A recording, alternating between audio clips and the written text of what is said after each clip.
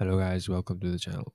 So, today I will talk about how you can get AI captions for your social media campaigns. It is very simple and very easy to do. So, the first thing you have to do is you have to go on your workflows and you have to go into the settings of one of your workflows. You have to go basically to your custom publishing settings. So, when you go to that, you will see like that.